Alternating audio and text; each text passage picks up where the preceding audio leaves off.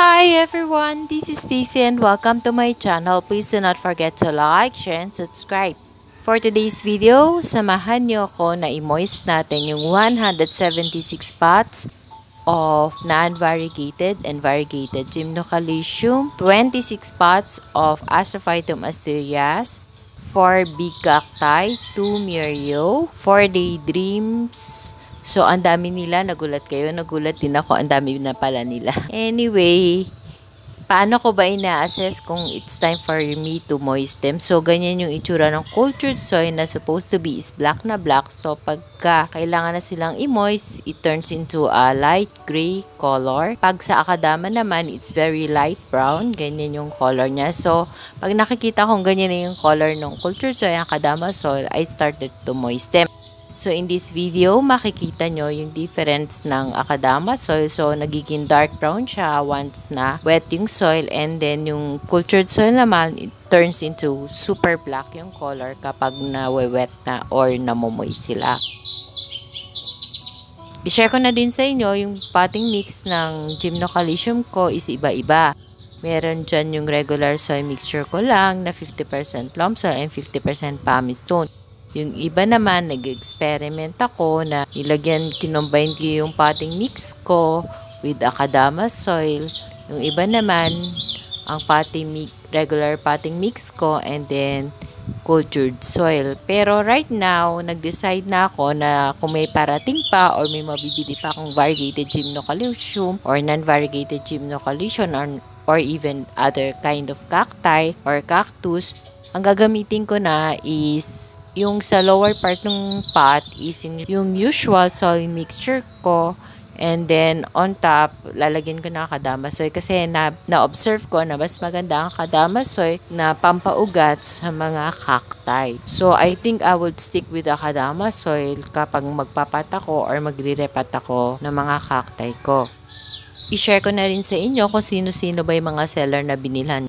I started to buy my first variegated Gymnocalcium from Igorotac Garden. I think I bought from Igorotac Garden 2 Daydream and Astrophytum asterias. So, I think naka 2 or 3 times ako na bili kay Igorotac Garden. And then, I also tried to buy from Joanna Succulent some Astrophytum asterias and variegated Gymnocalcium. Kay Igorotac Garden pala, bumili din ako ng variegated Gymnocalcium o yung mga T-lines na tinatawag. And then, I also bought some variegated Gymnocalcium from Cactosera PH. And then, yung favorite seller ko right now na mas marami talaga akong nabili sa kanya and talagang highly recommended ko is from Jackie Potter. So, most of my variegated Gymnocalcium na nabili kong bago, especially the big size, come from Jackie Potter. And then, pero merong 3 big size na variegated Gymnocalcium na nanggaling kay Cactosera PH. So, sila yung mga seller na binilhan ko ng aking mga cacti. For the golden barrel, rainbow, and yung isa pang malaking cacti. So, yung 4 na big cacti na yun is nabili ko from Saki Shopline by Lynn. So, lahat yon na mga sinabi kong seller is makikita nyo sa FB page. So, let's have a recap. It's Igorotac Garden, Jackie Potter, Cactosera PH, Saki Shopline by Lynn, and Joanna Succulent. So, lahat naman yon is okay yung mga plants na nabili ko sa kanila. So, it's up to you na lang to browse sa FB kung sino yung gusto nyong itry na bilhan. Pero, I highly recommend Jackie Potter and Igorotac Garden and Saki Shopline by Lynn. The other one is hindi ko ma-recommend sa inyo kasi nagkaroon kami ng konting problema when it comes to shipping. Pero kung gusto nyo ring itry, I can say na very healthy naman yung plants niya o yung variegated Gymnocalcium na nabili ko sa kanya, including the Kiko. Joanna Succulent's plants is okay din, kaya lang medyo malayo kasi siya from Davao, so medyo matagal kung ikaw ay lagi nagmamadali na gusto mo marireceive yung item mo. Pag Davao kasi going to Luzon, usually 3 days, so medyo matagal mong marireceive yung item mo. And then yung iba naman, syempre ay blessings from our whitey friend na si Sisi Mitch. So please do subscribe to her channel. Everything nice at peace, chocolate love. So, wala akong definite time interval kung kailan ko ba minomoist yung variegated Gymnocalcium ko. or yung mga cacti ko. Basta nakita ko na super light na yung color ng cultured soil and pati yung akadama soil, yun, nagmamoist na ako. So, sa ngayon, simula na nag-bare months, I don't water them so much kasi malamig nga sa umaga and sa gabi, except sa tanghali. Pero palagi nga umuulan sa amin dito, so malamig pa rin kahit medyo tanghali. So, ang ginagawa ko is moist lang, hindi dilig. Before kasi nagdidilig talaga ako ay talagang winawater ko sila, but simula nung pumasok yung bare months kasi ulan ng ulan, hindi ko na sila dinilig. So, I started to moist them kasi natatakot ako na baka yung mga hindi pa well-rooted or well-bound yung mga roots is malusaw sila. So, kaya ay moist na lang them. So, tinatsaga ko silang i-moist using yung plastic container na gift sa atin ni Sisi Mitch. So, please do subscribe to her channel too, Everything Nice at Mitch, Succulent Love, and also to one of my friend, Jeremy Hermano. Meron din silang succulents, cacti, variegated gymnocalycium. So, very informative yung channel nila. So, please do subscribe to them. Tapos, etong aking Mellow Cactus, marami na akong nakuwang seeds dito na color pink yung seeds na binibigay niya, and I'm trying to propagate it through seeds. I-update ko na lang kayo kung sakaling maging successful yung ginagawa kong propagation or pagpapatubo ng seeds from Mellow Cactus. So, kung tatanungin nyo ako kung bakit naging ganito kadami ang aking mga cacti, hindi ko rin alam. I mean, hindi ko din talaga alam, nagulat na lang ako na kasi syempre magagawa ako ng vlog and video to share to you. So, since it's just a usual video or vlog na ginagawa ko, yung moisting or watering them, parang naisip ko bigla na bilangin ko kaya kung ilang pot para yun naman yung gagawin kong title. And I was surprised and shocked when I counted it. It is already 176 pots of cacti. Pero maliliit lang naman yung pot. It's 3x3, but some of them nga is big na variegated gymnocalycium na nakapat naman sa 5 inches diameter na clay pot. And then may 4 na malaking cacti nga na nakikita nyo right now sa likod ng video. So, di ko din alam kung paano dumami basta pag may nakikita akong live selling na sale dun sa mga binibilang ko na nabanggit ko kanina ng mga seller, bumibili talaga ako. So, medyo mura na ngayon ng mga variegated gymnocalycium except dun sa perfect variegation na mga variegated gymnocalycium, medyo pricey talaga, and then lalo na yung may mga ID, and syempre, of course, yung mga hybrid yan, mahal. Mahal pa sila kahit hanggang ngayon sa market. Actually, hindi naman mahirap alagaan ng mga cacti, basta wag mo silang i-overwater and make sure na hindi sila dehydrated para hindi sila mamatay. Compared mo naman sa succulents na very time-consuming talaga ang pag-aalaga and very maselan talaga. Minsan nga iniisip ko para bang mag-ship na yata ako sa mga cacti kasi napakadami nila, bigla silang dumami.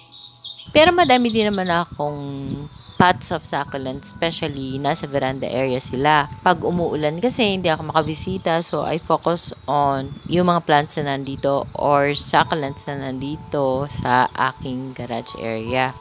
So, pag succulents kasi, sabi ko nga, maselan sila. You have to remove the dried leaves or else the pests will live there. You have to check from time to time if there are pests, mealybugs. When the rain stops, you have to remove the water na naiiwan doon sa rosettes nila. So, talagang succulents requires more time. Unlike dito sa mga cacti, titignan mo lang silang ganyan. Pero ano ba yung maganda sa mga cacti? One of the things that makes me also very, very happy in taking good care of cacti is yung flower na binibigay nila.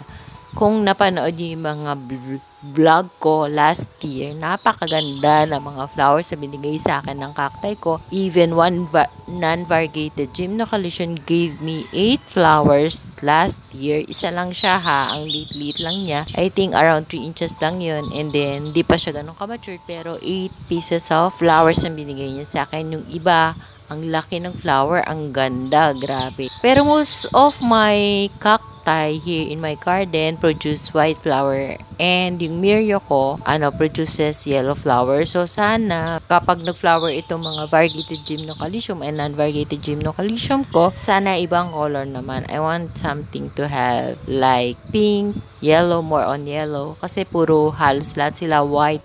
Siyempre, pag binili mo naman sila, hindi mo naman talaga alam kung ano yung flower na i-produce nila. So, yun lang yung share ko sa inyo for today's video.